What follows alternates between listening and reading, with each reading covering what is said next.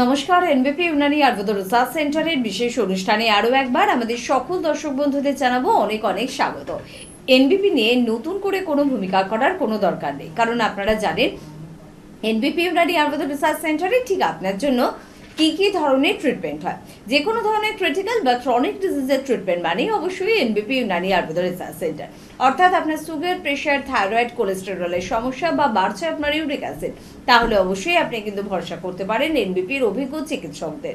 বা আপনার দীর্ঘদিনের আর্থারাইটিসের মতো সমস্যা রয়েছে, পাইলস, ফিশার, ফিস্টুলার সমস্যা রয়েছে, পেটের সমস্যা তো রয়েছে, আপনার হার্ট, আপনার কিডনি, আপনার লাংস বা আপনার অন্য কোনো গুরুত্বপূর্ণ অর্গানে রয়েছে সমস্যা, যে সমস্যার জন্য ট্রিটমেন্ট তো করছেন কিন্তু এখনো আপনি পাননি সঠিক সমাধান, তাহলে যোগাযোগ করতে পারেন এনবিপি ইউনানি আয়ুর্বেদ রিসার্চ সেন্টারে। এছাড়া নার্ভ বা মাসেল আর ওরিয়েন্টেড কোনো প্রবলেম যদি আপনার থাকে, বা মানসিক সমস্যা, বা আপনার নেশায় আসক্ত হয়ে যাচ্ছে আপনার প্রিয় মানুষটি, ম্যানিয়াগ্রস্ততার সমস্যায় ভুগছেন, বা মহিলাদের কিছু সমস্যা, পুরুষদের কিছু সমস্যা যেমন প্রস্টেটের মতন সমস্যা রয়েছে, যে কোনো সেক্সুয়াল প্রবলেমের সমস্যা রয়েছে, সমস্যা যাই হোক না কেন, সমস্যার নাম যাই হোক না কেন, এমনকি সেটা সোরিয়াটিক আর্থারাইটিস বা সেটা ক্যান্সারের মতন ভয়ঙ্কর রোগ বা অ্যাঙ্কোলাইসিংয়ের মতন ভয়ঙ্কর নামও যদি হয়, তার ট্রিটমেন্টও কিন্তু অবশ্যই রয়েছে এনবিপি ইউনানি আয়ুর্বেদ রিসার্চ সেন্টারে। তাই সব থেকে বেশি নিশ্চিন্ত হয়ে আপনি কিন্তু এখানে যোগাযোগ করতে পারেন। পাশাপাশি জানেন তো, স্কিন এবং হেয়ার নিয়েও কিন্তু এখন আলাদা করে ভাবনা চিন্তা করছেন এনবিপির অভিজ্ঞ চিকিৎসকেরা। তার পাশাপাশি নাক, কান, গলা সব ধরনের ট্রিটমেন্ট কিন্তু আপনি পেয়ে যাচ্ছেন এনবিপি। এমনকি চোখের খুব ভালো ট্রিটমেন্ট এখানে কিন্তু রয়েছে। তো সব বিষয়গুলো নিয়ে আজকে আমরা অল্প করে আপনাদের সাথে আলোচনা করার চেষ্টা করব। আর আপনাদের যে কোনো ধরনের শারীরিক সমস্যা থাকুক না কেন, সরাসরি ফোন করতে পারেন আমাদের নাম্বারে। আর এনবিপির নিজস্ব নাম্বার অর্থাৎ 9830235527 বা 37 নাম্বারটি কিন্তু একদম নোট করতে ভুলবেন না। আমাদের সঙ্গে আজকে স্টুডিওতে উপস্থিত রয়েছেন এনবিপি ইউনানি আয়ুর্বেদ রিসার্চ সেন্টারের অভিজ্ঞ চিকিৎসক, মেডিকেল অ্যাডভাইজার ডক্টর এস খান। তাকে প্রথমেই জানাবো অনেক অনেক ধন্যবাদ এবং স্বাগত। নমস্কার। পাশাপাশি রয়েছেন আপনারা যে কোনো ধরনের সমস্যা, যে কোনো ধরনের অসুবিধা, সবকিছুর জন্য স্যারের কাছে অবশ্যই কিন্তু প্রশ্ন রাখতেই পারেন। তবে সব থেকে বেশি যে সমস্যা নিয়ে আপনারা চেম্বারে উপস্থিত হন সেটা হচ্ছে অস্থির সমস্যা। বিভিন্ন প্রকারের অস্থির সমস্যা রয়েছে। কি ধরনের অস্থির সমস্যার ট্রিটমেন্ট হচ্ছে এনবিপি ইউনানি আয়ুর্বেদ রিসার্চ সেন্টারে, জেনে নিলে অনেকটা বেশি সুবিধা আপনার হয়, তাই না? তো সেটাই আজকে স্যারের থেকে শুনবো। দেখুন, এখন বেশিরভাগ সমস্যা যেটা হচ্ছে অল্প বয়সে মানে ব্যথা শুরু হয়ে যাচ্ছে, কোমরে ব্যথা, হাঁটুতে ব্যথা, পায়ে ব্যথা বা জয়েন্টে ব্যথা, ছোটো তো স্মল জয়েন্ট, বিগ জয়েন্টে ব্যথা। তো এই সমস্যাগুলো এখন বেশি দেখা যাচ্ছে, কারণ আমাদের একটা লাইফস্টাইলের মধ্যে চেঞ্জ এসছে। আমরা এখন মানে অনেক আগের থেকে লেজি হয়ে পড়েছি। একটা সময় ছিল কি যে আমরা হাঁটাচলা করতাম, সাইক্লিং করতাম বা সুইমিং করতাম। এখন তো হাঁটাচলা করতে সেরকম হয় না, বা করতে হলেও আমরা পাবলিক ট্রান্সপোর্ট ইউজ করছি, বাই করছি। তো সেই কারণে আমাদের যে মানে বিগ জয়েন্ট, স্মল জয়েন্টের একটা পেন শুরু হচ্ছে। তাছাড়া আমাদের ফুড হ্যাবিট চেঞ্জ হয়েছে। আমরা একটা ওয়েস্টার্ন স্টাইলের একটা ফুড হ্যাবিট আমরা বেশি মানে করি, যেখানে আমরা প্রসেস ফুড বা প্যাকেটজাত খাবার বেশি খাওয়া হচ্ছে। তো সেই কারণে আমাদের বেশিরভাগটা হচ্ছে এখন ব্যথা বা বাত, যেটাকে অনেকে আর্থ্রাইটিস বলছে ইংলিশে। মানে আর্থ্রাইটিস মানে দুরকম আর্থ্রাইটিস হচ্ছে। একটা হচ্ছে মেন দুরকম হচ্ছে অস্টিও আর্থ্রাইটিস আর রিউমাটয়েড আর্থ্রাইটিস।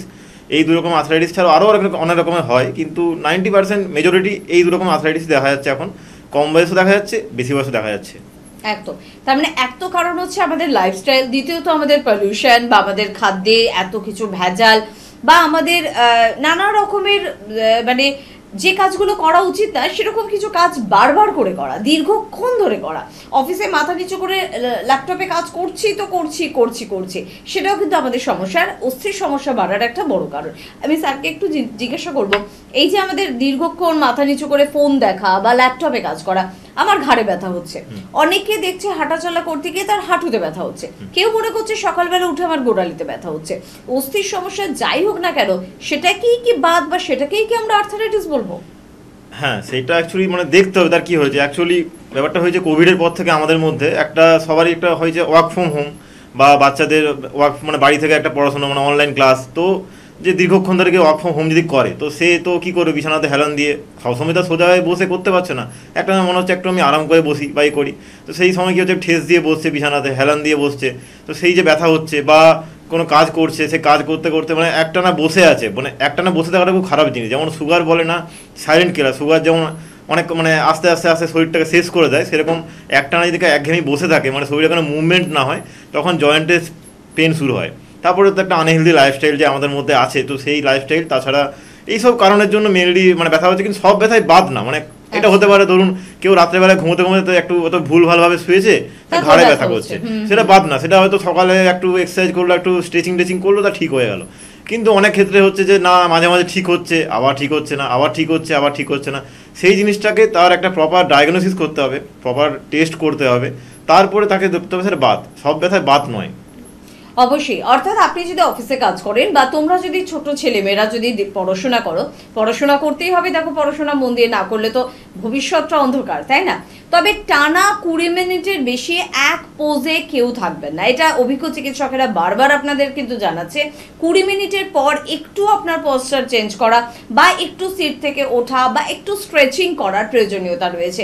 দীর্ঘক্ষণ ঘন্টার পর ঘন্টা আপনি যদি একই ধারায় নিজেকে নিয়ে যান বা একই পোজে যদি নিজেকে রাখেন, তাহলে কিন্তু সেখান থেকে সমস্যা আসতে পারে। একেবারে সব থেকে বড় যে উপরের সমস্যা যেটা, সেটা হচ্ছে ঘাড়ের সমস্যা। মানে এখানটা আমাদের শরীরের কাঠামোর সব থেকে ওপর পোর্শন আমি ধরতে পারি। ঘাড়ের সমস্যা হওয়ার একটা কারণ আমরা এখন নিজেরাই বুঝে গেছি, মোবাইল বা ল্যাপটপ এগুলো বা কম্পিউটারে দীর্ঘক্ষণ কাজ করা। তাহলে সার্ভাইকাল স্পন্ডিলাইটিসের কারণটা তো বুঝে গিয়েছি, সিমটমসটা কি, মানে কোন ঘাড়ে ব্যথাটাকে আমি সার্ভাইকাল স্পন্ডিলাইটিস বলবো? যেই ব্যথাটা আপনার অনেক সময় হয় কি ঘাড় থেকে স্পাইন বরাবর কোমরের দিকে নামছে, এটা একটা হয়। আসলে দেখুন, একটা সময় ছিল যেমন বলা হতো যে কম্পিউটার ইউজ করলে কাঠের চেয়ারে বসে সোজাভাবে বসবে, মানে পশ্চারটাকে সোজা রাখবে। এখন কি হচ্ছে, এখন তো কাঠের চেয়ার সেরকমভাবে সবাই ইউজ করে না, প্লাস একটা বিভিন্ন রকম প্লাস্টিক টাস্টিক চেয়ারে কিন্তু সোজা হয়ে যদি কেউ বসে মানে দীর্ঘক্ষণ কাজ করার জন্য, তার প্রবলেম হয় না। একটা ঘাড়ে হালকা ব্যথা হবে, সে একটা মানে ধরুন আধ ঘন্টা 1 ঘন্টা কাজ করলো, তারপরে একটু উঠে মুভমেন্ট করলো, মানে ব্যাপারটা যে মুভমেন্ট করতে হবে। হ্যাঁ, এবার কেউ বলতে পারে আমার তো 1 ঘন্টা টানা অনলাইন ক্লাস, আমি কী করে মুভমেন্ট করবো? হ্যাঁ, 1 ঘন্টা চেষ্টা করো সোজাভাবে বসে থাকার, একটা স্ট্রেট পশ্চার রাখার, তারপরে একটু উঠে চলো, একটু মুভমেন্ট করো বডিটাকে, আর কিছু না, সেখানে বসে না থেকে একটু মুভমেন্ট করুন। তাহলে কি হবে, ব্যথাটা হবে। যে ব্যথাটা ঘাড় থেকে নিচের দিকে আস্তে আস্তে নামছে রেডিক্যালি, মানে একটা রেডিয়েশনের মতো যে ঘাড় থেকে নিচের দিকে নামছে, সেটাকেই ধরে নিতে হবে একটা আমার স্পন্ডালাইটিস সার্ভাইকাল হচ্ছে। কারণ স্পাইন আমাদের বডিটাকে পুরো ধরে রাখছে, উপরের পার্টটাকে স্পাইন ধরে রাখছে, নিচের পার্টটাকে আমাদের হিপ জয়েন্ট ধরে রাখছে। তো উপরের পার্টটা আমাদের স্পাইন পুরোপুরি ইয়ে করছে। এবারে সেখানে যদি ব্যথাটা রেডিক্যালি পেনটা মানে ছড়িয়ে পড়ে আস্তে আস্তে, যে উপর থেকে নিচের দিকে নামছে, তাহলে সেই ক্ষেত্রে হচ্ছে সেটা স্পন্ডালাইটিস। তবে অবশ্যই সেটা টেস্ট করতে হবে। এরকম অনেকের ক্ষেত্রে হতেও পারে যার ওরকম ব্যথা হচ্ছে কিন্তু তার স্পন্ডালাইটিস না, তার অন্য কোনো কারণে ব্যথা হচ্ছে, কারো ফ্রোজেন শোল্ডারের কারণে ব্যথা হচ্ছে। তো সবটা তো না জেনে করা উচিত না, একটা অবশ্যই ডায়াগনোসিস করে জিনিসটা বলতে হবে কি হয়েছে। বেশিরভাগ ক্ষেত্রে অন্য কোনো প্যাথিতে আমরা দেখে থাকি যে সার্ভাইকাল স্পন্ডিলাইটিস মানে গলায় কিন্তু একটা বেল্ট পরিয়ে দেওয়া হয়। শুধুমাত্র এইটুখানি কি আমার ট্রিটমেন্ট, নাকি সার্ভাইকাল স্পন্ডিলাইটিসে এনবিপিতে রয়েছে খুব ভালো ট্রিটমেন্ট? কতটা সম্ভাবনা রয়েছে আমার সমস্যা থেকে বের হওয়ার, সব বিষয়টা নিয়ে ডাক্তারবাবুর সাথে আমরা আলোচনা করব। তবে তার আগে দেখব কে আছেন আমাদের সাথে। নমস্কার। নমস্কার। হ্যাঁ, কে বলছেন? আমি অজিত হালদার বলছি। কোথা থেকে বলছেন? বলছিলাম পূর্ব বর্ধমান থেকে। বর্ধমান, পূর্ব বর্ধমান। বলুন, কি সমস্যার জন্য ফোন করলেন? সমস্যা আছে ম্যাডাম, মানে আমার কোমরটা প্রচন্ড পরিমাণে পেন হচ্ছে, মানে শুয়ে রয়েছি, যখন সকালে উঠছি বসতে পারছি না মোটামুটি। আপনার বয়সটা একটু স্যারকে বলবেন। বয়স হচ্ছে 42। 42। কোনো ডক্টর দেখিয়েছেন? না, সেভাবে রিসেন্টলি 15-20 দিন হয়েছে এটা হচ্ছে, আগে এটা ছিল না। আচ্ছা, আপনার ওয়েট কত? আমার ওয়েট হচ্ছে 75, 76। 75। হাইট বলতে পারবেন? হাইট হচ্ছে 5'6". আচ্ছা, তাহলে তো আপনি একটু ওভারওয়েট আছেন বলতে গেলে। আচ্ছা, ঠিক আছে। আপনি কাজ কি করেন? বসেই স্যার, অফিসিয়াল জব, বসেই কাজ করতে হয়। বসেই কাজ করতে হয় তো? ঠিক আছে, আমি বলছি, আপনি শুনুন।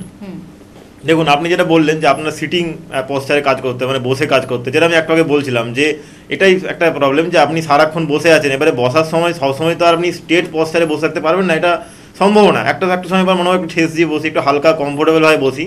তো সেই ক্ষেত্রেই কি হচ্ছে, তো আপনি বসে কাজ করছেন, কোনো সমস্যা নেই, মাঝে মধ্যে একটু স্ট্রেচিং করুন, মানে একটু হাঁটাচলা করুন। ধরুন একটা কাজ করছেন, কাজটা হয়ে গেল, 20 মিনিট 30 মিনিট ছাড়া একটু উঠে 2-3 মিনিট একটু মুভমেন্ট করুন বডিটাকে, একটু হেঁটে কোথাও অন্যদিকে একটু যান, বা জাস্ট একটু মানে স্ট্রেচ করুন বডিটাকে, তারপরে বসুন।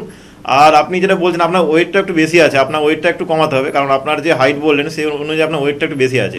তো আপনি একটু ট্রাই করুন সকালে উঠে মর্নিং ওয়াক করার, একটু ফ্রি হ্যান্ড এক্সারসাইজ করার, যেটাতে আপনার ওয়েট হবে। তা একটু যে খাবার দাবার খাচ্ছেন, খাবার দাবারের ফ্যাটটা একটু কমিয়ে আনুন, প্রোটিন ইনটেকটা একটু কমান, মানে ধরুন হাই প্রোটিনের জায়গায় একটু লো প্রোটিন ইনটেক করুন। এইভাবে আপনি আস্তে আস্তে খাওয়া দাওয়া ঠিকঠাক করুন, দেখুন আপনার ব্যথা ঠিক হয়ে যাবে। তারপরেও যদি মনে হয় যে আপনার ব্যথা ঠিক হচ্ছে না, আপনার পূর্ব বর্ধমানে আমাদের চেম্বার আছে, সেইখানে আপনি আসুন, আপনার কি সমস্যা হচ্ছে আমরা সেটা দেখে আপনাকে টেস্ট দেবো, তারপরে আপনার ট্রিটমেন্ট করে এটা আপনার সেরে যাবে। এটার জন্য কোনো ভয়ের কোনো কারণ নেই যে সারবে না। এখন আপাতত আপনি একটা যেটা বললাম সেভাবে নিজেকে করুন, না হলে আপনি আসুন, আমরা আপনার এই সমস্যার সমাধান করে দেবো। একদম স্ক্রিনে কিন্তু যাচ্ছে আমাদের ফোন নাম্বার, এবং স্যার কিন্তু বললেন হ্যাঁ বর্ধমানে কিন্তু আমাদের চেম্বার রয়েছে। তো বর্ধমানের দিকের বন্ধুরা স্ক্রিনে দেওয়া নাম্বারে একটু ফোন করবে। অবশ্যই কিন্তু বর্ধমানে খুব শীঘ্রই কিন্তু বর্ধমান চেম্বার রয়েছে, এবং সেখানে ডক্টর বি শর্মা আমাদের চিফ মেডিকেল ডিরেক্টর, তাকে কিন্তু আপনারা পাচ্ছেন। তাই বর্ধমানের দিকের বন্ধুরা একটু তাড়াতাড়ি কিন্তু নাম লেখাবেন। স্যার যেটা বলছিলেন, এবং গলায় বেল্ট পরা কি সার্ভাইকাল স্পন্ডিলোসিসের জন্য ঠিকঠাক ট্রিটমেন্ট, নাকি এরপরেও কিছু ট্রিটমেন্ট বাকি থাকে? হ্যাঁ, একটা ইনিশিয়ালি বলতে গেলে সেই মুহূর্তে তার খুব পেন হচ্ছে, একটা গলায় বেল্ট পড়লো, তাহলে কি হবে, মানে ধরুন সে কোনো জায়গায় ঠেস দিয়ে বসে আছে, তার একটা স্টেট মানে গলাটা একটা পারফেক্ট পশ্চারে থাকলো, কিন্তু নিজে থেকে ট্রিটমেন্ট না করে, মানে এই জিনিসটা একটা ইনিশিয়ালি ঠিক আছে, মানে বেসিক সামথিং কিছুক্ষণের জন্য টেম্পোরারি ঠিক আছে, কিন্তু এটা তো মানে একদম পার্মানেন্ট সলিউশন নয়। তার একটা ট্রিটমেন্ট আলাদা আছে, তার থেরাপি আছে। আমাদের যে আয়ুর্বেদের একটা মানে ফেমাস থেরাপি আছে পঞ্চকর্মা থেরাপি, যেখানে আমরা 5টা কর্মের মাধ্যমে যে থেরাপিটা করি, বডিকে রিডক্সেশন করি, তো সেই থেরাপির মাধ্যমে আপনার এই সমস্যার সমাধান হবে। এটা কোনো মানে বাড়তি সমস্যা না যে এটা ঠিক হবে না বা সারা জীবন আপনাকে পেন কিলার্স খেয়ে যেতে হবে, সেরকম কিছু ব্যাপার না। বরং এটার জন্য আপনি পেন কিলার্স খেলে আপনার অন্য প্রবলেম হতে পারে। তো আপনি পেন কিলার্স যদি এটার জন্য খেয়ে থাকেন কেউ, বা এটা জাস্ট গলায় বেল্ট পড়ে আছেন, আমার সমস্যা এখন কমে যাচ্ছে, আমার এখন কিছু প্রবলেম নেই, বা রাত্রে ঘুমানোর সময় বেল্টটা খুলছি, বাট এটা এরকম করবেন না, কারণ ঘাড়ে ব্যথাটাও পরবর্তীকালে আপনার ঘাড় থেকে কোমরে বেয়ে পুরো শরীরে ছড়িয়ে পড়তে পারে। মানে যেটা প্রথমে থাকে আপনার সার্ভাইকাল স্পন্ডিলোসিস, তারপরে আপনার এটা লাম্বার স্পন্ডিলোসিস হয়ে যেতে পারে। তো এই জন্য এটার ইনিশিয়াল স্টেজে ট্রিটমেন্ট করুন, আপনি ভালো থাকবেন, এটা কোনো সমস্যা নেই, এটা ঠিক হয়ে যাবেন আপনি। একদম। তবে অস্থির সমস্যার বিভিন্ন রকমের রূপ আছে, কিছুতেই সমস্যার জন্য পিছু ছাড়ে না। ঘাড়ের সমস্যা হয়তো আপনার নেই, কিন্তু দেখছেন আপনার কাঁধে একটা ব্যথা, শুনেছেন হয়তো ফ্রোজেন শোল্ডারের নাম, এবং সেখানে আপনার হাত তুলতে অসুবিধা হচ্ছে, অনেকে জামা পরতে ভীষণ অসুবিধা হয়, ভারী কিছু জিনিস তুলতে অসুবিধা হয়। তো এর কি ডাক্তারবাবু কোনো ট্রিটমেন্ট রয়েছে? শুনবো অবশ্যই আপনার থেকে। যে ফ্রোজেন শোল্ডার যে টার্মটা, এটা এসছে কিন্তু ফ্রোজেন শোল্ডার থেকে। ফ্রোজেন মনে কি, যে কোনো জায়গায় ঠান্ডা হয়ে যাচ্ছে। অ্যাকচুয়ালি কেউ যদি ঠান্ডা জায়গায় ঘুরতে যায় সেই জিনিসটা জানবে, যে একটা সময় খুব ঠান্ডাতে মাইনাস টেম্পারেচারে যে ঘুরতে যায়, তো সেখানে একটা সময় কী হবে, কিছুক্ষণের মধ্যে না ঘাটটা কাজ করবে না ঠিকঠাক করে, মানে কাজ করবে না, সেটা খারাপ জিনিস না, সেই মুহূর্তের জন্য মনে হবে যে আমার ঘাট ঠিকঠাক করে কাজ করছে না, আমি ঠিকঠাক করে নাড়াতে পারছি না, তখন সেই জায়গাটা ফ্রোজেন হয়ে যাচ্ছে। ওটা হয় ন্যাচারালি টেম্পারেচারের কারণে। কিন্তু যেটা কারো যদি এই টেম্পারেচারে ধরুন হচ্ছে যে তার ঘাড়ে ওই জায়গাটার নামনেস ফিল হচ্ছে, মনে হচ্ছে আমার এই জায়গাটা অসাড় হয়ে গেছে, বা আমি মানে একটু করলাম প্রিকিং পেন হচ্ছে, প্রচুর পেন হচ্ছে, সেটাকে বলছি আমরা ফ্রোজেন শোল্ডার, মানে সেটা নর্মাল টেম্পারেচার যেটা হচ্ছে আর কি। তো এটা সার্ভাইকাল স্পন্ডিলোসিসের একটা সিমটম বলতে পারে ফ্রোজেন শোল্ডার। তো সেই মুহূর্তে তাকে এটা ট্রিটমেন্ট করাতে হবে, আর তাকে ওই নরম বিছানা বা নরম বালিশ বা খুব উঁচু বালিশ ব্যবহার করা চলবে না, যেটা নাইলন তুলা বলা হয়, সেই তুলা ব্যবহার করা চলবে না। এমনি কার্পাস তুলোর যে বালিশ টালিশ হয় বা বিছানা হয়, সেইভাবে সে যদি নিজেকে মানে তার পশ্চার ঠিক রাখতে পারে, আর কিছু এক্সারসাইজ আছে স্পেসিফিকলি এটার জন্য, সেগুলো যদি সে করে, তো তার ফ্রোজেন শোল্ডার যে সমস্যা এটা ঠিক হয়ে যাবে। লাইফস্টাইল ঠিক করতে হবে, এই আর্থ্রাইটিসের কারণে মেন হচ্ছে লাইফস্টাইল ঠিক করতে হবে। ফার্স্টে লাইফস্টাইল, দেন ফুড হ্যাবিট, এগুলো চেঞ্জ করলে এই জিনিসটা আস্তে আস্তে ঠিক হয়ে যাবে গ্র্যাজুয়ালি। একদম। আর আমাদের এনবিপিতে কিন্তু এই সব কিছুর ব্যবস্থা রয়েছে, অর্থাৎ প্রথমে রয়েছে আপনার জন্য অভিজ্ঞ চিকিৎসকেরা, দ্বিতীয়ত রয়েছে অত্যাধুনিক মেডিসিন, তৃতীয়ত রয়েছে পঞ্চকর্মা ডিপার্টমেন্ট, চতুর্থত রয়েছে ডায়েট চার্ট, কি খাবেন আপনি, কি খাবেন না, পঞ্চমত বা ফিফথ আপনার জন্য আরেকটা ইম্পর্টেন্ট জিনিস থাকে, সেটা হচ্ছে আপনি কি করবেন কি করবেন না। এটাও ভীষণ ইম্পর্টেন্ট। আপনি মেডিসিন খাচ্ছেন কিন্তু ভুল কোনো কাজ করছেন, ভুল কোনো পশ্চারে আপনি কাজ করে যাচ্ছেন, সেটা কিন্তু আপনার ব্যথাকে আবার বাড়িয়ে দিতে পারে। 6 আরেকটা যে ইম্পর্টেন্ট জিনিস থাকে, সেটা হচ্ছে যে ইয়োগা। আপনার সমস্যার জন্য আপনাকে ঠিক ভালো হওয়ার পর কি কি এক্সারসাইজ করতে হবে, কি কি ইয়োগা করতে হবে, সেই সবটা আমাদের এনবিপি থেকে কিন্তু আপনাকে গাইড করে দেওয়া হবে। তাই যোগাযোগ করুন আর ভালো থাকুন দীর্ঘদিনের জন্য। এবার চলে যাব ভীষণ ইম্পর্টেন্ট একটা পার্ট, আমাদের কোমরের সমস্যা। আমরা বলি না যে ওই মানুষটার না কোমর ভেঙে গেছে, কারণ হয়তো তার কোনো কাজের দিক থেকে বা তার পরিবারের কোনো সমস্যার দিক থেকে তার কোমর ভেঙে গেছে, কারণ সে আর কাজ করার ইচ্ছে নেই, তার মন খারাপ।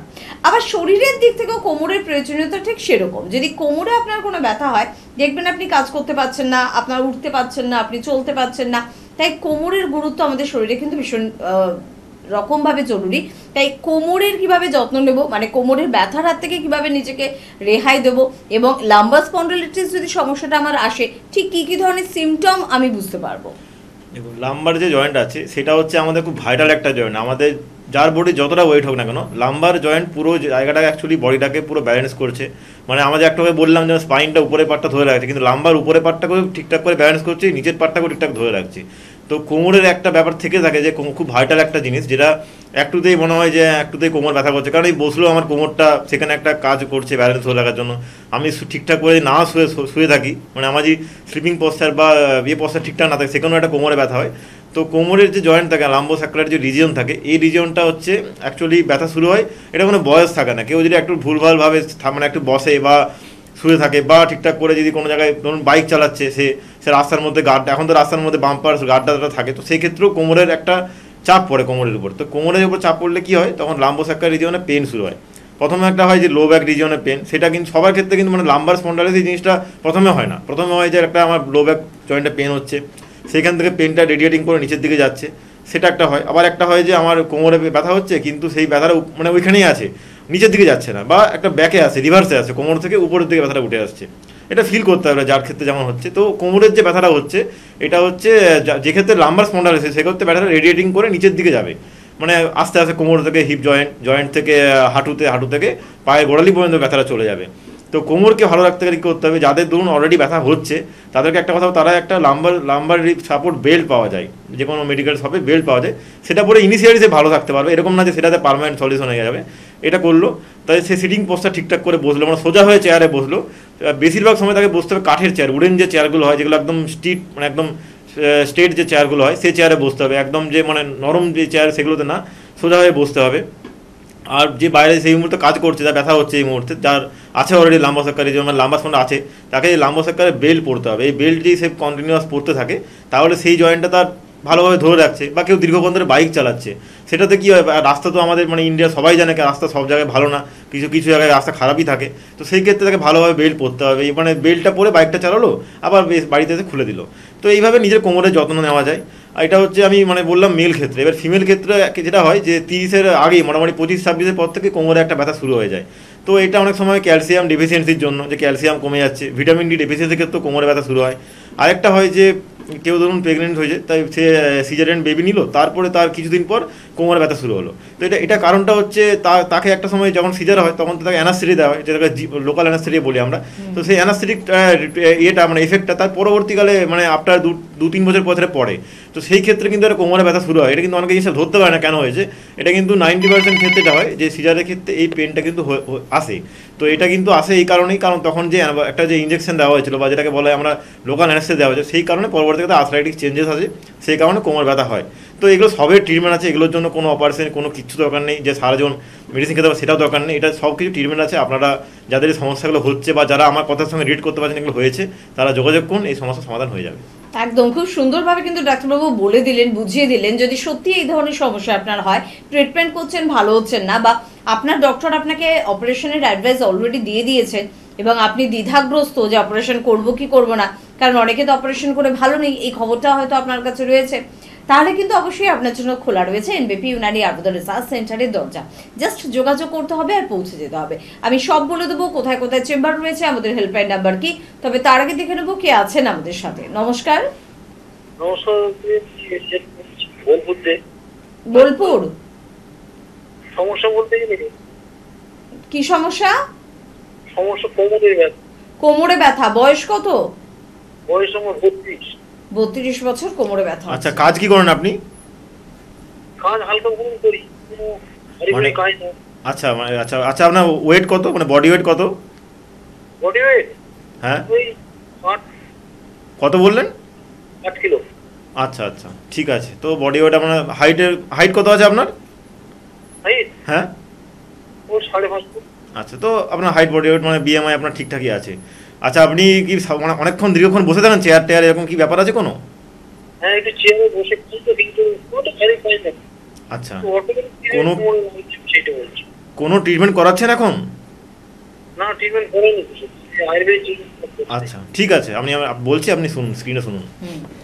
দেখুন, আপনি যেটা বললেন যে আপনার 32 বছর বয়স, 60 কিলো ওয়েট, আর আপনি 5.5 ফুট হাইট বললেন, তো আপনার হাইট ওয়েট মানে বিএমআই যেটা হয়, বডি মাস ইন্ডেক্স, আপনার ঠিক আছে, কোনো ব্যাপার না। এবারে আপনি যেটা বললেন যে আমার অনেকক্ষণ বসে থাকতে হয়, এই যেটা বললাম যে এই মানে সিটিং হ্যাবিটটা আপনাকে চেঞ্জ করতে হবে, কারণ এইটা আমাদের অনেকেই জিনিসটা বুঝতে পারে না, সিটিং হ্যাবিটটা কতটা মারাত্মক জিনিস। আমাদের দেখবেন অনেক হেলথ ফোরামে বা হেলথ সার্কুলারে থাকে যে বেশিক্ষণ এখন বসবেন না, যে অ্যাকচুয়ালি যেটা বললাম যে কোভিডের পর থেকে আমাদের মানে যে কোনো কাজ করি বা পড়াশোনা করি বা যাই করি না কেন, আমাদের একটা বসে থাকার হ্যাবিট চলে এসেছে। কারণ তখন কী ছিল কোভিডের সময় আমরা বাড়িতে ছিলাম, তো বাড়িতে বসেই থাকবে না, আমার বাড়িতে মানুষ তো ঘুরে বেড়াবে না। তো এই হ্যাবিটটা আমাদের সেই সময় তৈরি হয়েছে 1 বছর 2 বছর ধরে। তো সেই জন্য এই হ্যাবিটটা আগে কিন্তু ছিল, এতটা ছিল না। তো এখন যে হ্যাবিটটা হয়েছে আপনাকে সেটা চেঞ্জ করতে হবে, যেটা বললাম যে আপনি একটা ফ্রিকোয়েন্ট টাইম ছাড়া ছাড়া আপনি উঠবেন, মানে একটু মুভমেন্ট করবেন। মুভমেন্ট মানে দৌড়াতে হবে না, আপনি একটু রুমের এপাশ থেকে ওপাশে গেলেন বা একটা কিছু করলেন, সেই মানে জাস্ট এটা করলেন, মানে একটু মুভমেন্ট করুন বডিটাকে। আর সকালে উঠে সকালে ধরুন চেষ্টা করবেন 6টা 7টার মধ্যে ঘুম থেকে উঠে যে একটু ফ্রি হ্যান্ড এক্সারসাইজ করুন বাড়ির ছাদে গিয়ে বা একটু বাইরে গিয়ে, এরকম করুন। আর আপনি একটু হাঁটাচলা করুন, তবে হাঁটাচলা মানে এরকম না যেন আপনি একটু বাড়ি থেকে বাজারে গেলেন সেজন্য হেঁটে গেলেন, সেটা না, হাঁটাচলার জন্য করুন। ব্যাপারটা হচ্ছে এটাই, মানে আপনার মাইন্ডে থাকবে যে হাঁটাচলাটা আমি হাঁটাচলার জন্য করবো, হাঁটাচলাটা আমি বাজার করার জন্য বা কোনো কিছু কাজের জন্য করবো তা নয়। সেটা যদি করেন আপনি, তাহলে মাইন্ডও আপনার থাকবে, ব্রেনও আপনার সেইভাবে থাকবে যে আপনি একটু 10 মিনিট হাঁটাচলা করলেন। আর কোমরের কথা বললেন যেটা, আপনি যদি বাইক টাইক চালান তো আপনি একটা কোমরে আপাতত একটা লাম্বোসার্কুলার বেল্ট পাওয়া যায়, দেখবেন লম্বা সাপোর্ট বেল্ট পাওয়া যায়, সেই বেল্ট পরে আপনি এখন কাজকর্ম করুন। আর ঝুঁকে কোনো জিনিস কুড়োবেন না। একটা ব্যাপার থাকে দেখবেন যে আমরা কোনো দিন নিচে পড়ে গেছে সেটাকে ঝুঁকে কুড়োচ্ছি, আপনি সেটাকে বসে কুড়োবেন, মানে আস্তে আস্তে বসবেন, কুড়াবেন। সেটা একটু অভ্যেস করতে হবে আপনাকে, এটা কিন্তু খুব একটা ভালো জিনিস। কারণ আমি ঝুঁকে যদি কোনো জিনিস করাতে যাই আমার কিন্তু পুরো চাপটা এসে পড়ছে লাম্বোসার্কুলার রিজিয়নে, যে চাপটা আমাদের কিন্তু পরবর্তীকালে ক্ষতি করে। তো এটা দেখবেন যে কোনো অর্থোপেডিক স্পেশালিস্ট কথাটা বলে যে কোনো জিনিস তুলতে গেলে ঝুঁকে তুলবেন না, আস্তে আস্তে বসুন, জিনিসটা তুলুন, নিচে পড়ে গেছে আবার উঠে বসুন। এইভাবে বডিটাকে আপনি ঠিকঠাক করে রাখুন, দেখুন আস্তে আস্তে জিনিস ঠিক হবে।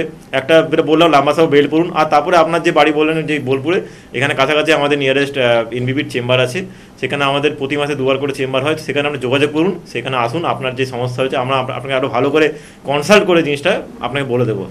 একদম। তবে ডাক্তারবাবু একটা ভীষণ ইম্পর্টেন্ট কথা বললেন যে যদি মনে হয় যে মর্নিং ওয়াক করব তখন কি করে কাউকে খুঁজি, পাশের বাড়ির কোনো মেয়ে যাবে নাকি বা পাশের বাড়ির কোনো লোক মর্নিং ওয়াকে যাবে নাকি তার সাথে যাব, কারণ গল্প করতে করতে যাব, তখন মর্নিং ওয়াকটা কম আর গল্পটা কিন্তু বেশি হয়। প্লিজ এভাবে কেউ সত্যি মর্নিং ওয়াক করবেন না। মর্নিং ওয়াক করছি আমার শরীরের জন্য করছি, আমার সমস্যা থেকে নিজেকে মুক্ত রাখার জন্য করছি, এই মানসিকতা নিয়ে আপনারা এক্সারসাইজ করুন বা হাঁটাচলা করুন, সেটা সত্যি আপনাদের জন্য কাজে দেবে। কে আছেন বলবেন? নমস্কার। হ্যাঁ নমস্কার। কে বলছেন? হ্যাঁ আমি বর্ধমান থেকে তাপস দাস বলছি। কি সমস্যা আছে তাপস বাবু? হ্যাঁ সমস্যা হচ্ছে মানে আমার খাওয়ার পরে দেখছি মুখ রোগ হয়ে যাচ্ছে এবং খাবারটা ঠিক হজম হচ্ছে না, মনে হচ্ছে বয়স কত আপনার? খেতে ইচ্ছে হয় না। বয়স হচ্ছে 38 বছর। 38 বছর। আচ্ছা, কতদিন ধরে হচ্ছে এটা আপনার? হ্যাঁ 1 বছর। 1 বছর। সকালে উঠে গ্যাসের ট্যাবলেট খান? যেদিন দেখি একটু বেশি হয় তখন খাই। মানে মাসে কবার খান তাও? 15 বার? হ্যাঁ 15 বার। আচ্ছা, এটা কতদিন ধরে খাচ্ছেন? 1 বছর হয়ে গেল। আচ্ছা, তো খাচ্ছেন তারপরেও তো আপনার এই সমস্যা বলছেন টক ডেকে উঠছে বা এটা হচ্ছে, এটা কি তারপরেও ঠিক হচ্ছে না, তাই তো? হ্যাঁ হ্যাঁ ঠিক আছে, তো আমি বলছি শুনুন। দেখুন, আমি একটা আন্দাজে কথা বললাম যে আপনি নিশ্চয়ই মাসে 15 বার খান, কারণ আপনি বলেন মাঝে মাঝে খায়, তো মাঝে মাঝে খায় মানে আপনি অল্টারনেটিভ ডে হিসেবে খান। তো কোথাও খেতে যাচ্ছেন সকালে, একটু আজকে রাতে কোনো খাওয়া দাওয়া আছে, কোনো অনুষ্ঠান আছে, সকালে এটা খেয়ে নিই বা খাওয়া দাওয়ার আগে এটা খেয়ে নিই, এইটা একটা আপনার হ্যাবিটে পরিণত হয়েছে। আপনার কিন্তু মেডিসিন কোনো কাজ করছে না, আপনার মাইন্ড একটা সাইকোলজিক্যাল ব্যাপার হয়ে গেছে যে আমি খাচ্ছি মানে আমার ঠিক আছে, কিন্তু আপনার এটা কাজ করছে না, এটা আপনি বুঝতে পারছেন, সেজন্য আপনার টক ঢেকুর উঠছে বা এটা হচ্ছে। তো এটা আপনি এই যে হ্যাবিটটা তৈরি করেছেন, হ্যাবিটটা আপনাকে ছাড়াতে হবে। যদি না ছাড়ান পরবর্তীকালে আপনার এই সমস্যাটা আরও ভয়ানক রূপ নিতে পারে। ভয়ানক মানে কী হতে পারে, ধরুন আলসার হতে পারে বা গলা বুক জ্বালা থেকে অনেক সমস্যা হতে পারে। তো এগুলো তো আপনি জানেন, আমাকে বলা দরকার নেই। আপনি এক কাজ করুন, আপনি যে আপাতত আপনি আপনার বাড়ির আশেপাশে যে আমাদের এনবিপি চেম্বারের সাথে যোগাযোগ করুন, খাওয়া দাওয়ার হ্যাবিটটা চেঞ্জ করুন, বেশি প্যাকেজিং ফুড, বেশি প্রসেস ফুড, বেশি প্রসেস সুগার, অ্যাডেড সুগার খাবার যেগুলো হয়, দেখবেন একটা যে কোনো একটা কোল্ড ড্রিঙ্কসও দেখুন থাকে ভেতরে, অ্যাডেড সুগার কত থাকে, তো সেই সব খাবার এখন বর্জন করুন, তেল ঝাল মশলা বর্জন করুন, ঠিক আছে? এবার আপনার যে আমি জানলাম না আপনার সুগার আছে কি না, যদি থাকে তো আপনার খাওয়া দাওয়া একটা ফুড হ্যাবিট আপনাকে কন্ট্রোল করতেই হবে। আর আপনি খুব তাড়াতাড়ি আমাদের কোনো আশেপাশে যে চেম্বার আছে সেখানে আপনি হেল্পলাইনে ফোন করে যোগাযোগ করুন। এটার খুব ভালো ট্রিটমেন্ট আছে, আপনাকে সারা জীবন এই গ্যাসের ট্যাবলেট খাওয়ার দরকার পড়বে না। আপনি এটা ট্রিটমেন্ট করলে সুস্থ হয়ে যাবেন, এটা 3-4 মাসের মধ্যে আপনি সুস্থ হয়ে যাবেন। কিন্তু আপনাকে ফুড হ্যাবিট চেঞ্জ করতে হবে, আপনাকে গ্রিন ভেজিটেবল বেশি খেতে হবে, সিজনাল ফ্রুট খেতে হবে, এগুলো করলে আপনার ঠিক হয়ে যাবে। আর রাত্রেবেলায় শোয়ার আগে একটু গরম জল খাবেন, সকালে উঠে খালি পেটে ব্রাশ ট্রাশ করে ঠান্ডা জল খাবেন, গরম জল খাবেন মানে ঠান্ডা মানে রুম টেম্পারেচার জল খাবেন, আর রাত্রেবেলা শোয়ার আগে গরম জল খাবেন। এটা আপাতত করুন, আর খুব তাড়াতাড়ি আমাদের নিকটস্থ চেম্বারে আপনি যোগাযোগ করুন। একদম। একটু আপনাদের জন্য জানিয়ে রাখি যে কোথায় কোথায় চেম্বার রয়েছে। স্ক্রিনে কিন্তু যাচ্ছে আমাদের হেল্পলাইন নাম্বার, সেই নাম্বার কিন্তু নোট করতে ভুলবেন না। বনগাঁয় কিন্তু আমাদের চেম্বার রয়েছে, ডক্টর এস ভাদুরীকে কিন্তু এবার আপনারা পেয়ে যাচ্ছেন। ক্যানিংয়ে ডক্টর আর দেখে আপনারা পাচ্ছেন, রায়গঞ্জ চেম্বারে ডক্টর এস ঘোষালকে পাচ্ছেন, বহরমপুর চেম্বারে থাকছেন ডক্টর এ হালদার। মালদার চেম্বারে ডক্টর এস ঘোষালকে পাচ্ছেন। বর্ধমানে এবারে কিন্তু থাকছেন ডক্টর বি শর্মা। কাকদ্বীপে পেয়ে যাচ্ছেন ডক্টর এস ভাদুরীকে। কৃষ্ণনগর চেম্বারে পেয়ে যাচ্ছেন ডক্টর এ হালদারকে। কোচবিহার চেম্বারে পাচ্ছেন ডক্টর এস ঘোষালকে। দুর্গাপুর চেম্বারে কিন্তু এবারে থাকছেন ডক্টর এস ভাদুরী। পেয়ে যাচ্ছেন হেরিয়া চেম্বারে ডক্টর এ হালদারকে। মেছেদায় পেয়ে যাচ্ছেন এবারে আপনারা ডক্টর বি শর্মাকে। শিলিগুড়ি চেম্বারে পাচ্ছেন ডক্টর এস ঘোষালকে। আসানসোলে পেয়ে যাচ্ছেন ডক্টর বি শর্মাকে। পেয়ে যাচ্ছেন হলদিয়া চেম্বারে ডক্টর এ হালদারকে। গঙ্গারামপুরে পাচ্ছেন ডক্টর এস ঘোষালকে। শিলচর অর্থাৎ আসামে শিলচর এবং গুয়াহাটিতে কিন্তু আমাদের চেম্বার রয়েছে। শিলচর চেম্বারে পাচ্ছেন ডক্টর এস ভাদুরীকে আর গুয়াহাটি চেম্বারে পাচ্ছেন ডক্টর এস ঘোষালকে। বোলপুর চেম্বারে কিন্তু পেয়ে যাচ্ছেন এবারে ডক্টর বি শর্মাকে। বাঁকুড়া চেম্বারে পাচ্ছেন ডক্টর এ হালদারকে। আরামবাগ চেম্বারে পেয়ে যাচ্ছেন ডক্টর এ হালদারকে। খড়গপুর চেম্বারে কিন্তু থাকছেন ডক্টর বি শর্মা। আগরতলা চেম্বারে কিন্তু অর্থাৎ ত্রিপুরার বন্ধুরা এবারে কিন্তু পেয়ে যাচ্ছেন ডক্টর বি শর্মাকে। পুরুলিয়া চেম্বারে পাচ্ছেন ডক্টর এ হালদারকে। আলিপুরদুয়ার চেম্বারে কিন্তু এবারে থাকছেন ডক্টর বি শর্মা। ঝাড়গ্রাম চেম্বারে পেয়ে যাচ্ছেন ডক্টর এ হালদারকে। জামশেদপুর চেম্বারে পাচ্ছেন ডক্টর বি শর্মাকে। এবং পাশাপাশি এখানেই শেষ নয়, রয়েছে আরও অনেকগুলি চেম্বার। কলকাতায় কিন্তু আপনারা মধ্যমগ্রামে চেম্বার পেয়ে যাচ্ছেন আমাদের হেড অফিস। ল্যান্সটাউনে পেয়ে যাচ্ছেন শিশুমঙ্গল হসপিটালের একদম অপোজিটে। হাতিবাগান চৌমাথাতে আমাদের কিন্তু চেম্বার রয়েছে অবশ্যই কিন্তু খিদিরপুরে। তার পাশাপাশি হাওড়ার বন্ধুরা শিবপুর, বাল্টিকুড়ি বাজার, দাসনগর এবং বেলুড়ে চেম্বার পাচ্ছেন। দক্ষিণ 24 পরগনার বন্ধুরা প্রত্যেক বৃহস্পতিবার করে পেয়ে যাচ্ছেন ডক্টর বি শর্মাকে।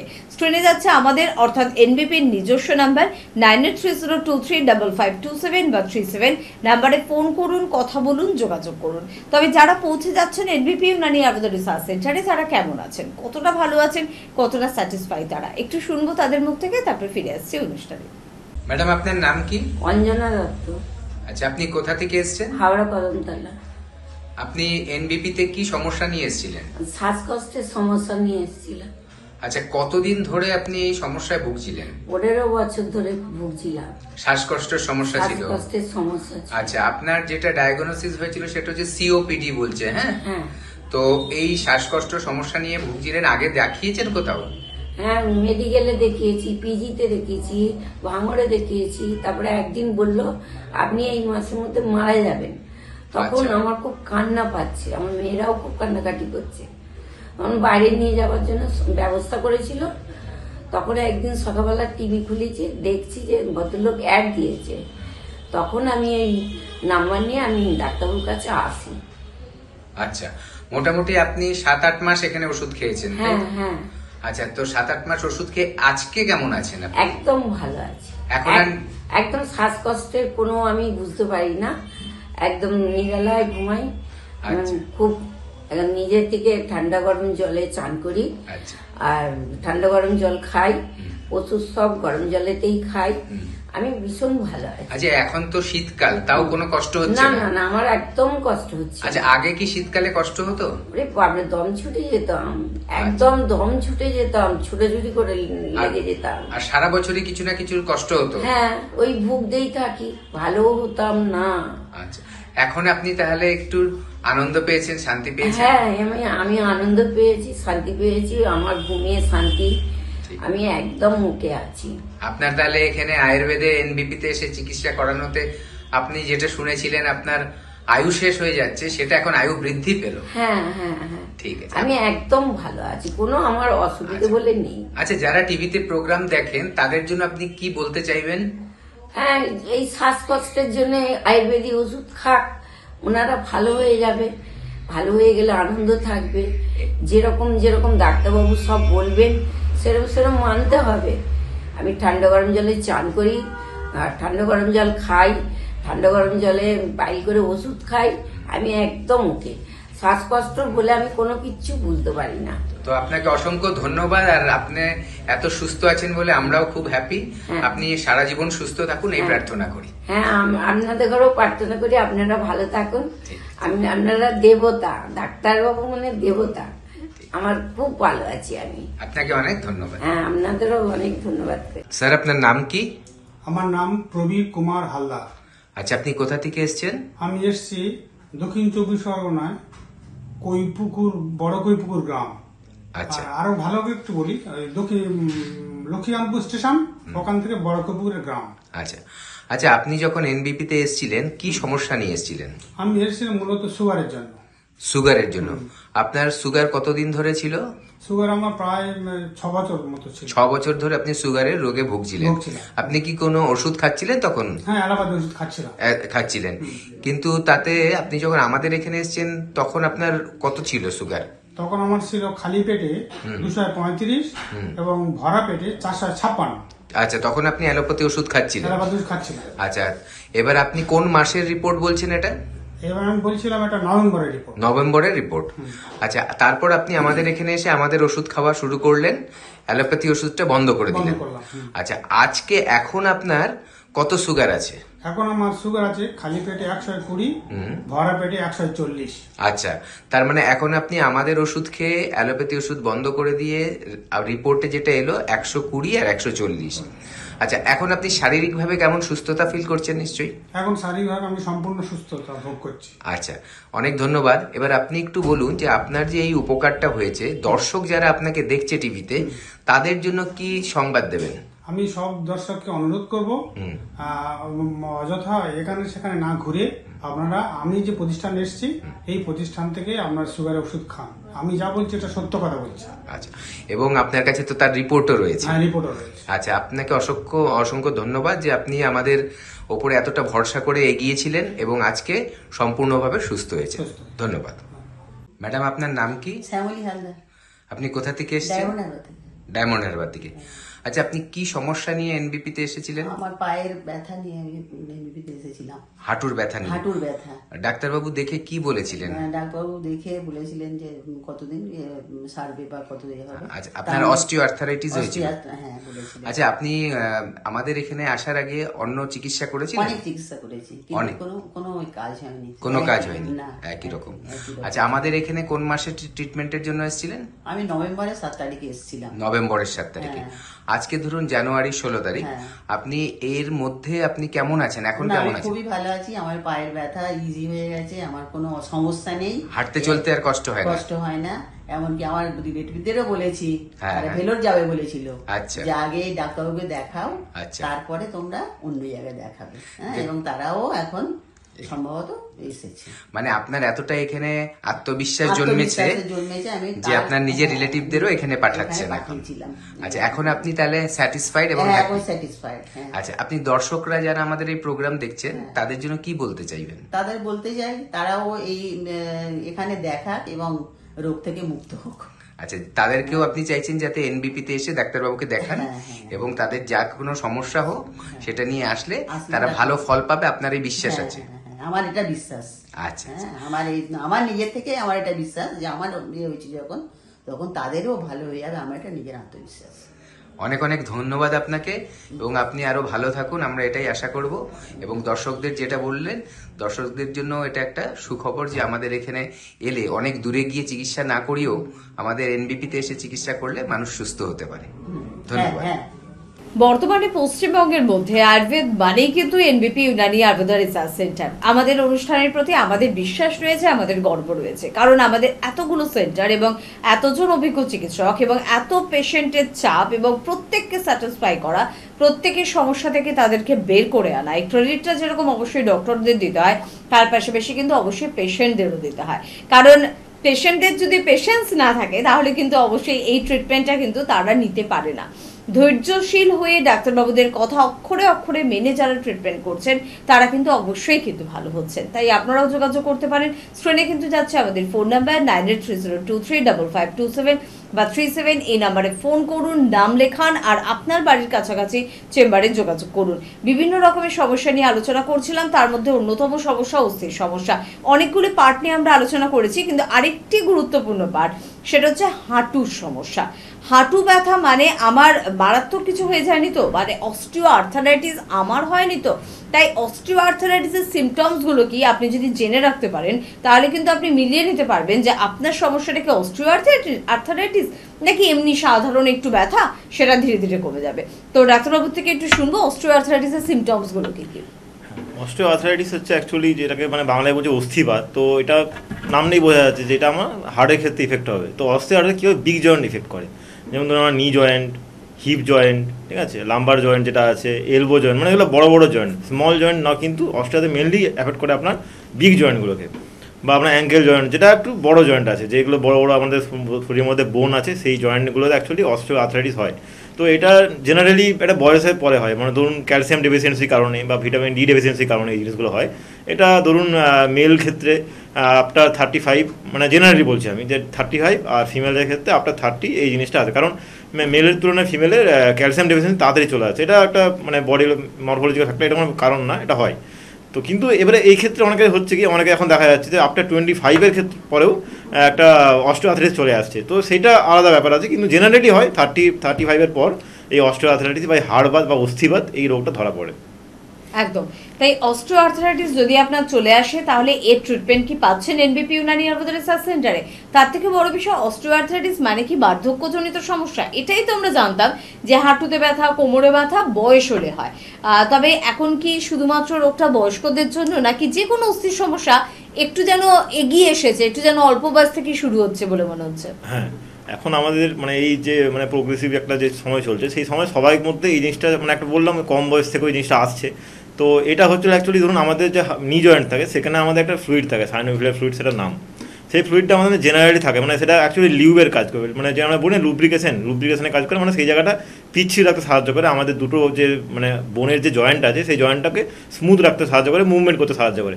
মুভমেন্টটা আমরা দুটো জয়েন্টের যে মুভমেন্ট হচ্ছে সেই মুভমেন্টটা সেই জেলটা বা সেই ফ্লুইডটা হেল্প করে।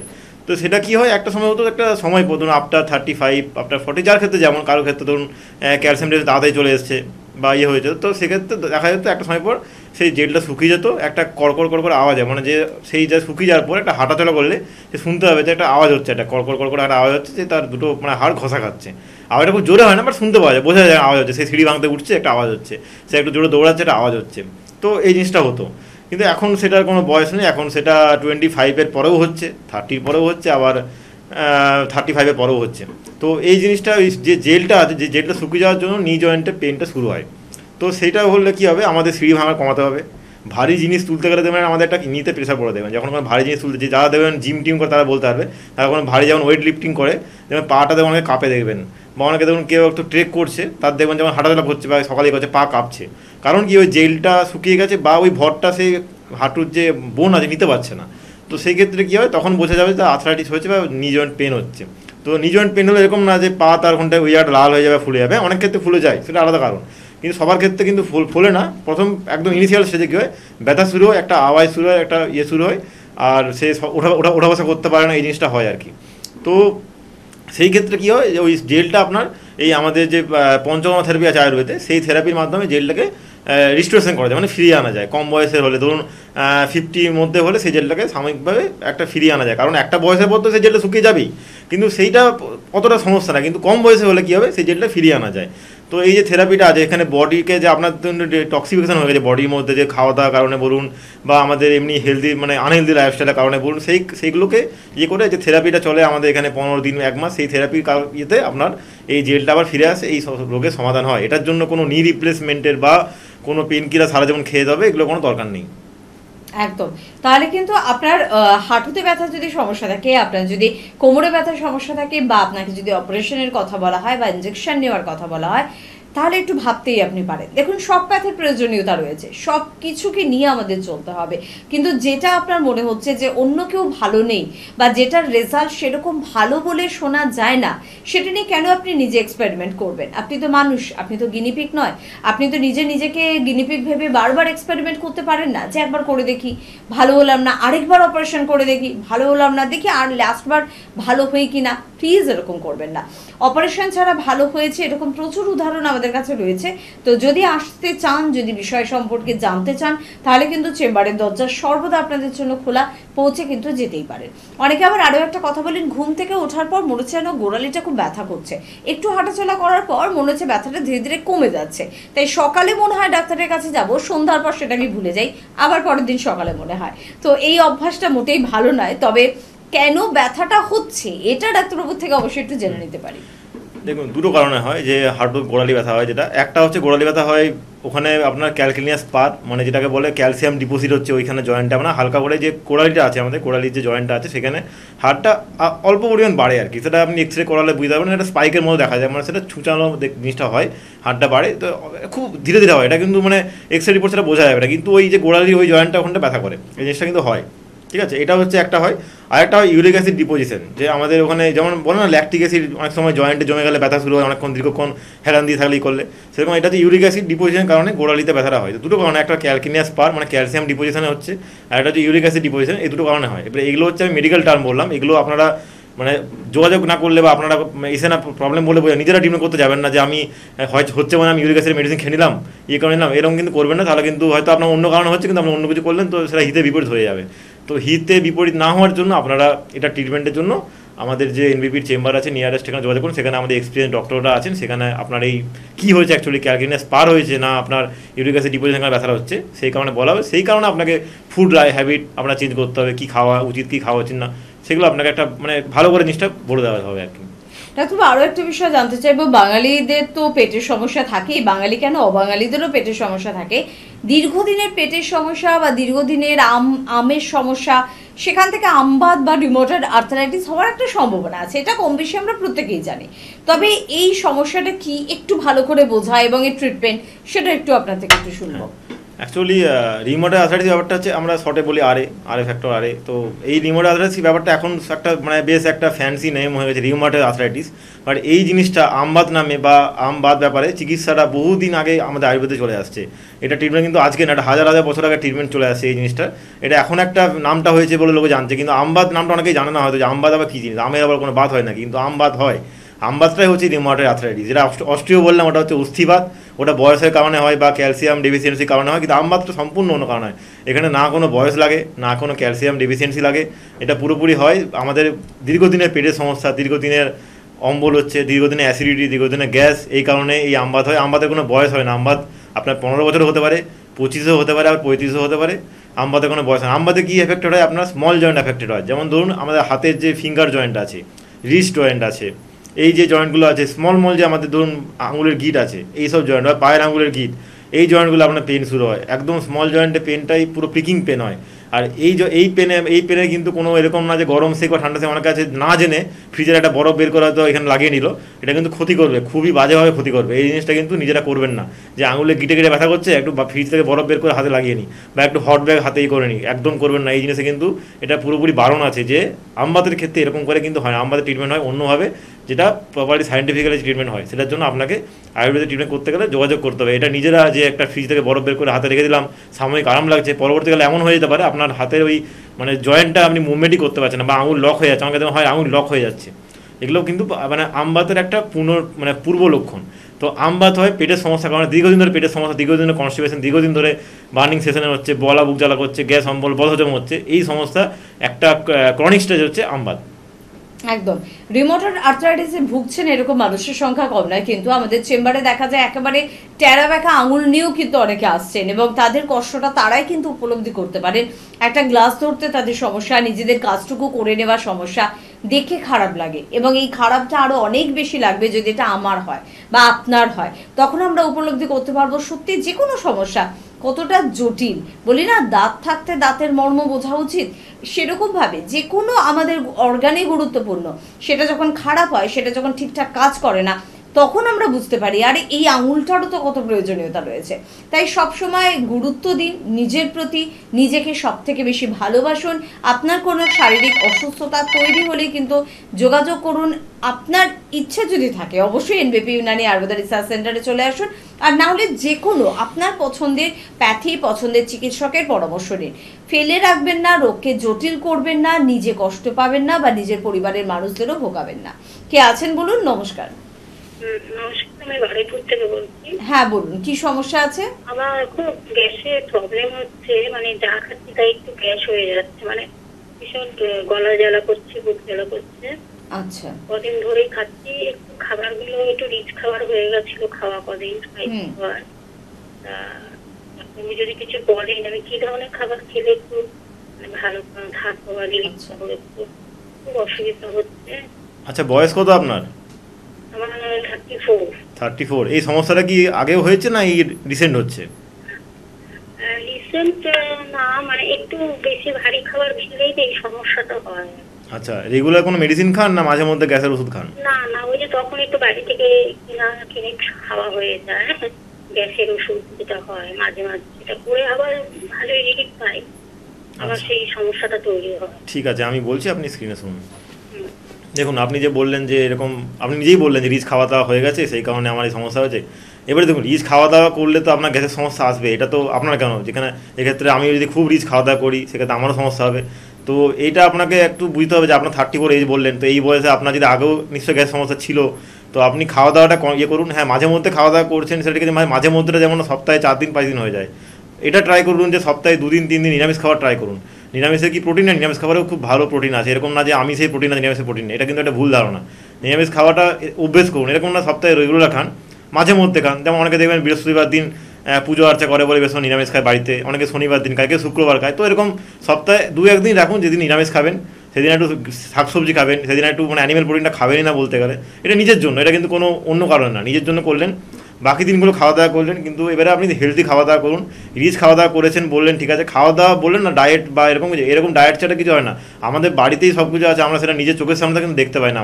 আমরা শুধু দেখতে পাই যে খাবারটা খুব তাড়াতাড়ি তৈরি হয়ে যাচ্ছে, যে খাবারটা খেতে খুব ভালো লাগছে, যে খাবারটা একদম তেলে ফ্রাই করে মানে বাংলায় কষিয়ে রান্না করা হচ্ছে, সেই খাবারটা আমরা খেতে পছন্দ করি, কারণ সেটার টেস্ট ভালো লাগে। তো এটা আপনি নিজে জানেন, নিজে বলছেন। তো খাওয়া দাওয়ার ডায়েট কোনো চার্জের ব্যাপার নেই, আপনি বাড়িতে যে খাওয়া দাওয়া করছেন সেই খাওয়া দাওয়া করুন। বাইরে খাবার দাবার কম খাবেন, ধরুন যে বাইরে আমাদের যে ফাস্টফুড হয় সেগুলো কম খাবেন, এগুলো ইয়ে করুন, আপনার দেখবেন এই সমস্যার সমাধান হবে। যদি তারপরেও মানে সমাধান না হচ্ছে, আপনি কিন্তু এটাকে ফেলে রাখবেন না, মানে এরকম ভাববেন না যে আজকে গ্যাসের ট্যাবলেট খেয়ে নিলাম ঠিক হয়ে গেল, তো কোনো ব্যাপার না। পরবর্তীকালে এই জিনিসটা আপনার মানে একটা অভ্যেসে দাঁড়িয়ে গেলে তখন কিন্তু আপনার এই মেডিসিনের কোনো কাজ হবে না, তখন আপনাকে অন্য কিছু করাতে হবে। তো এই জন্য এই সমস্যা যদি আপনার দীর্ঘদিন থেকে থাকে, তো আপনি আমাদের এখানে ট্রিটমেন্ট করতে আসুন। এটার আপনার 1-2 মাসের মধ্যে ঠিক হয়ে যাবে। কিন্তু আপনার খাওয়া দাওয়া সারা জীবনে একটু কন্ট্রোল করে খেতে হবে, একটু মানে জিভের স্বাদটা একটু নিজেকে কন্ট্রোল রাখতে হবে আর কি। একদম। দেখুন না, জিদের স্বাদকে যদি কন্ট্রোলে রাখতে পারেন, তাহলে যদি আপনার অনেকগুলো সমস্যার হাত থেকে আপনি রেহাই পেয়ে যান, তাহলে কেন সেটা করবেন না? আমরা বলি না যে জিভকে দিও না লাই, জিভ বলে আরো খাই আরো খাই। যত আপনি খেতে চাইবেন তত আপনার সমস্যা কিন্তু বাড়বে। আর লোভে পাপ, পাপে মৃত্যু, আমরা তো অনেক কিছুই বাঙালিদের প্রবাদ বাক্য রয়েছে, আর এগুলো কিন্তু ভীষণ সায়েন্টিফিক কথা। প্রত্যেকটা প্রবাদ বাক্যের কিন্তু আমাদের জীবনের সঙ্গে ওতপ্রোতভাবে জড়িত। তাই শুধু জানলে হবে না, সেটাকে করতে হবে, সেটাকে পালন করতে হবে, তবে কিন্তু আপনি ভালো থাকতে পারবেন। অস্থির বিভিন্ন সমস্যা নিয়ে আপনাদের জন্য আলোচনা করছি, এবং সত্যি কথা, অস্থির সমস্যা যথেষ্ট ক্রিটিক্যাল সমস্যা। যাদের অস্থির সমস্যা হচ্ছে তারাই বুঝতে পারছেন। তাই যোগাযোগ করতে পারেন, স্ক্রিনে দেওয়ার নাম্বারে ফোন করুন, 9830235527 বা 37। প্রত্যেকটি জেলাতে আমাদের চেম্বার রয়েছে, কলকাতায় অনেকগুলি চেম্বার রয়েছে, হাওড়ায় আমাদের চেম্বার রয়েছে।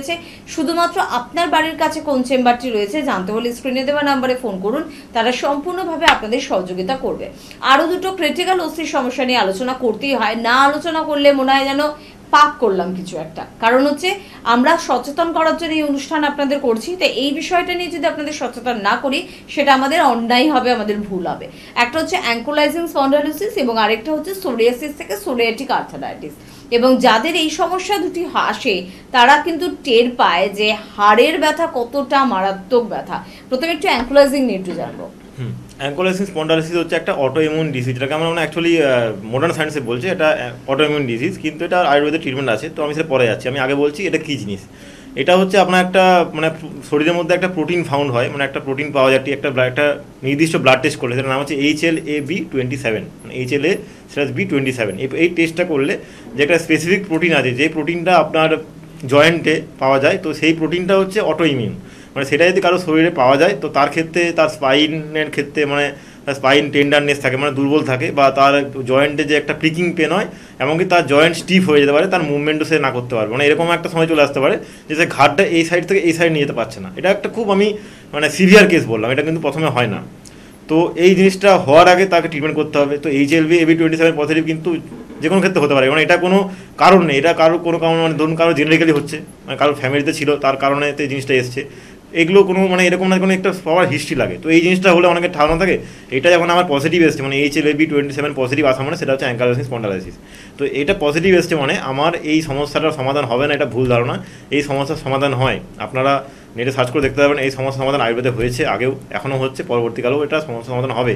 কিন্তু আপনাকে টাইম দিতে হবে না। এই আর্থ্রাইটিস বা এই যে স্পন্ডালাইটিস, এটা কিন্তু নর্মাল স্পন্ডালাইটিসের মতো না যেটা আপনার 3-4-5 মাসে সেরে যাবে। এটা আপনার দীর্ঘ সময় ট্রিটমেন্ট করতে হবে, কিন্তু এটা সারে।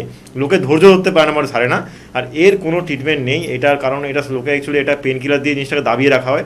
আর সিমটোমেটিক ট্রিটমেন্ট, একটা কথা আছে না, সিমটোমেটিক ট্রিটমেন্ট। সিমটোমেটিক মানে সিমটম কী বলুন তো? সিমটম হচ্ছে, সিমটমের মধ্যে পি আছে, তো সিমটম হচ্ছে পেশেন্ট যেটা দেখতে পায়, আর সাইন হচ্ছে ডক্টর যেটা দেখতে পায়। তো দুটো আলাদা জিনিস। আপনি যে জিনিস দেখতে পাচ্ছেন সেটা ট্রিটমেন্ট, সিমটোমেটিক ট্রিটমেন্ট। আমরা যেটা দেখতে পাচ্ছি সেটা হচ্ছে সাইন ট্রিটমেন্ট।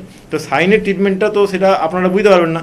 আপনারা দেখছেন না ব্যথা, একটা পেন কিলার খাচ্ছি, ব্যথা কমে যাচ্ছে, তার মানে ঠিক আছে আমি আবার 2 দিন পর আপনি এবার একটা সময় কী হবে, আপনার একটা মেডিসিনের তো একটা লিমিট আছে, তারপরে দেখবেন তার ডোজ বাড়াতে হয়, তো পরবর্তীকালে সেটা কাজ করবে না আপনার, মানে আরও হাই ডোজ লাগবে। একটা সময় পরে এই করতে করতে আপনার শরীরের বাকি যে অর্গানগুলো আছে সেগুলো ড্যামেজ হতে পারে এই মেডিসিনের সাইড এফেক্টের কারণে। তো সিমটোমেটিক্যালি ট্রিটমেন্ট আমি করবো না, যেটা আপনি দেখতে পাচ্ছেন সেটা আমরা দেখতে পাচ্ছি, সেটা তো নয়। আমরা দেখতে পাচ্ছি সেই সময় ট্রিটমেন্ট করুন।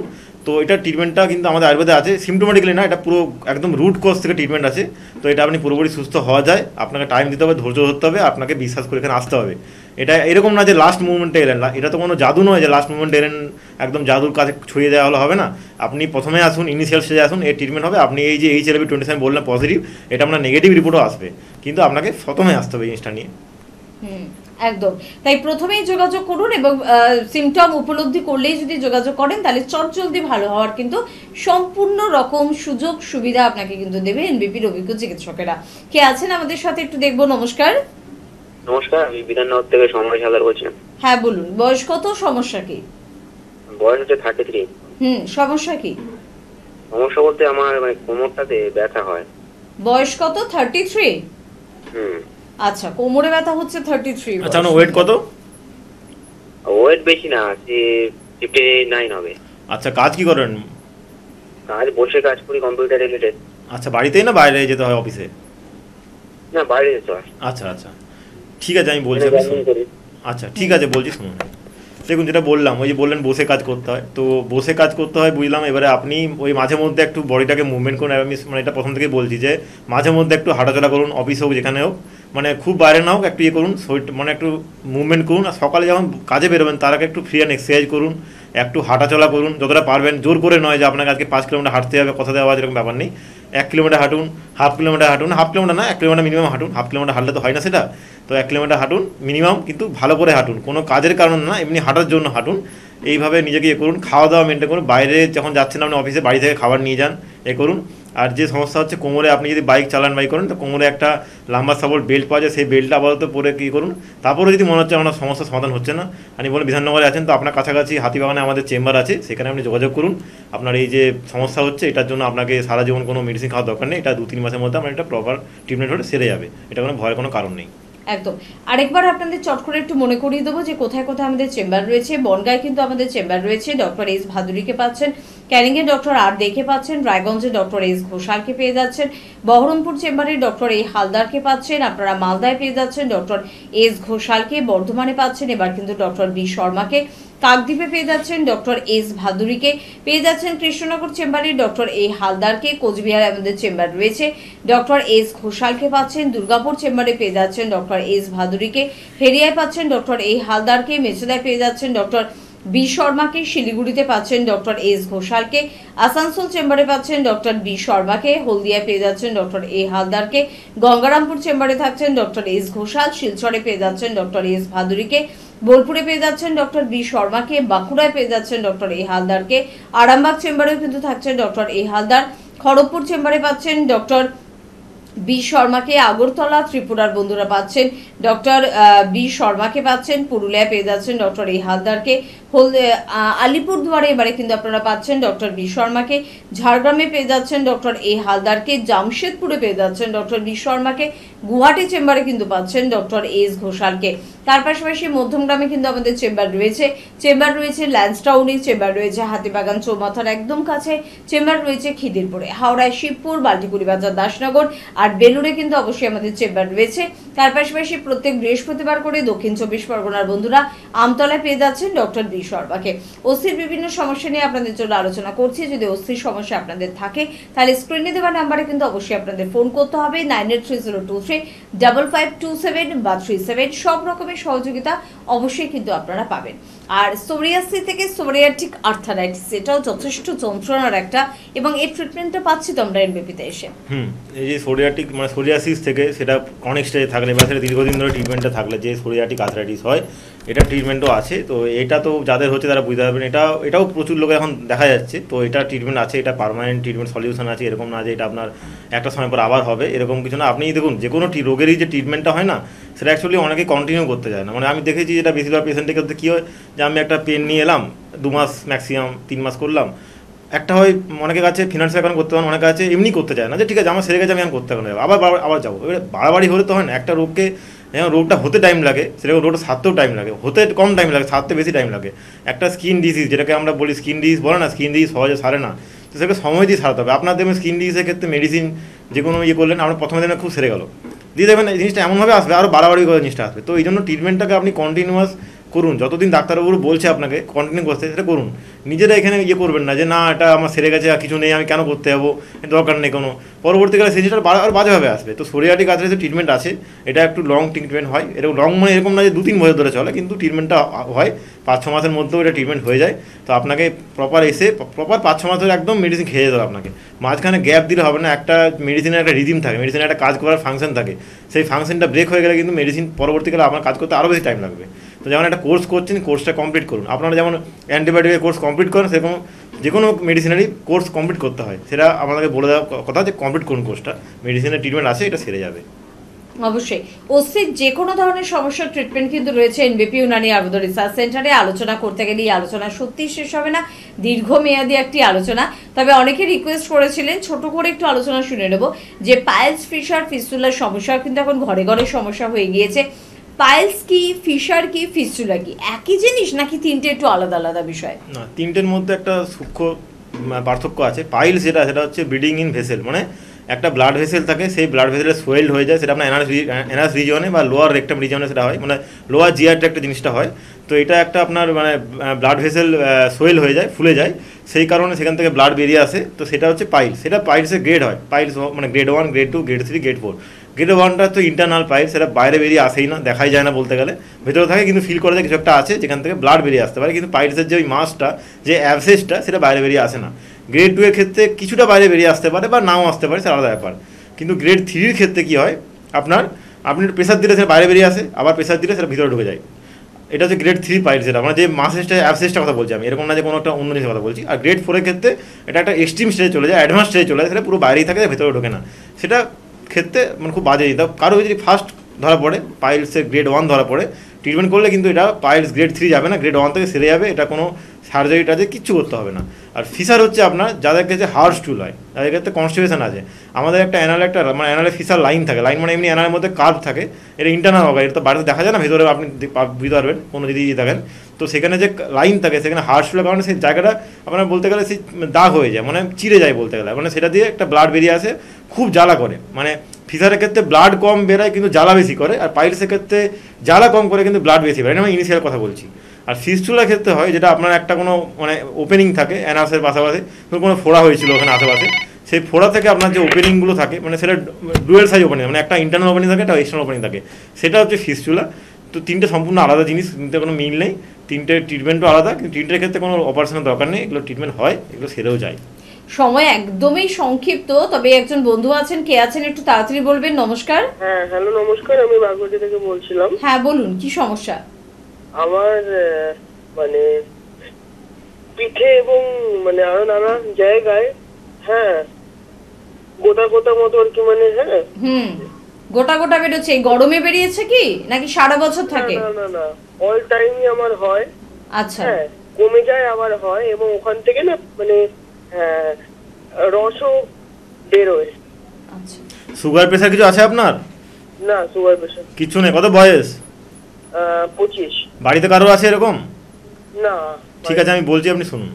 দেখুন, যেটা বললেন আপনি সেটা বুঝলাম, এটা একটা আপনার সোরিয়াটিক একটা প্রবলেম, মানে সোরিয়াসিস এটা হবে বা এক্সিমা হতে পারে, কিন্তু স্কিন ডিজিজ না দেখে বোঝা যায় না। আপনি বললেন এভাবে বোঝা যায় না। তো আপনি আপনার নিয়ারেস্ট চেম্বারে আসুন, আপনার দেখি কি হয়েছে, না দেখে বোঝা যায় না, আসুন দেখি কি হয়েছে, এটা পার্মানেন্ট ট্রিটমেন্ট হয়ে যাবে, কোনো প্রবলেম কিছু নেই, কিন্তু আপনাকে এসে দেখাতে হবে জিনিসটা কি হয়েছে।